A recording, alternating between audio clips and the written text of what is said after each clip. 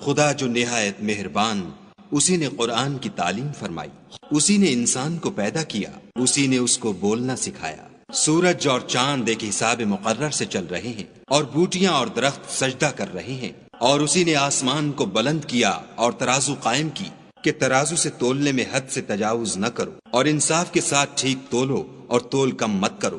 اور اسی نے خلقت کے لیے زمین بچھائی، اس میں میوے اور کھجور کے درخت ہیں جن کے خوشوں پر غلاف ہوتے ہیں، اور اناج جس کے ساتھ بھس ہوتا ہے اور خوشبودار پھول۔